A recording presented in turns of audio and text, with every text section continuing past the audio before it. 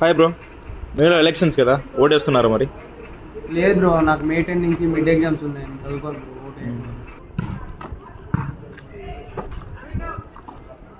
Bro, ఈ elections ఉన్నాయి కదా, ఓటేస్తున్నావు మరి? ఎప్పుడు ఉన్నాయి బ్రో? మే 13 బ్రో, తెలీదా? లేదు బ్రో, నాకు next month global state level competition ఉంది బ్రో, నేను ప్రాక్టీస్ చేసుకోవాలి బ్రో. స్టేట్ లెవెల్ బ్రో, ఈ ఎలక్షన్స్ ఉన్నాయి కదా, ఓటేస్తున్నావా మరి?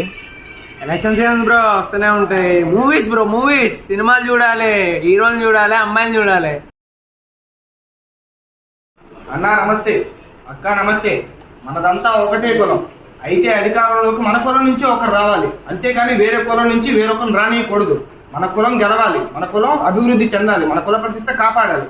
మన కుల ప్రతిష్ట నిలవాలంటే మీరు నన్ను గెలిపియండి. Welcome to everyone out there.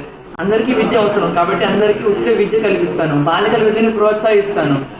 చదువుకున్న ప్రతి ఒక్కరికి ఉపాధి అవసరం కాబట్టి అందరికీ మన రాష్ట్రంలోనే మన దేశంలోనే ఉపాధి కలిగేటట్టు చూస్తాను. విద్యని అందరికీ ఉచితంగా అందిస్తాను. రవాణా వ్యవస్థను మెరుగుపరుస్తాను. పెట్రోల్ డీజిల్ ధరలు తగ్గిస్తాను. ఒక చదువుకున్న వాడికి ఓటు వేస్తే ఏం జరగాలని మీరు కోరుకుంటున్నారో అవన్నీ నేను నెరవేరుస్తాను. చివరికి నేను చెప్పేది ఏంటంటే నన్ను గెలిపించండి.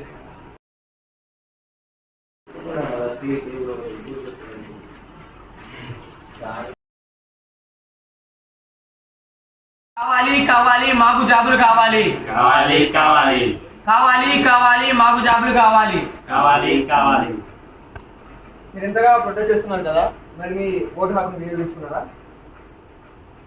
కావాలి కావాలి మాకు వసతులు కావాలి, కావాలి కావాలి కావాలి కావాలి మాకు వసతులు కావాలి.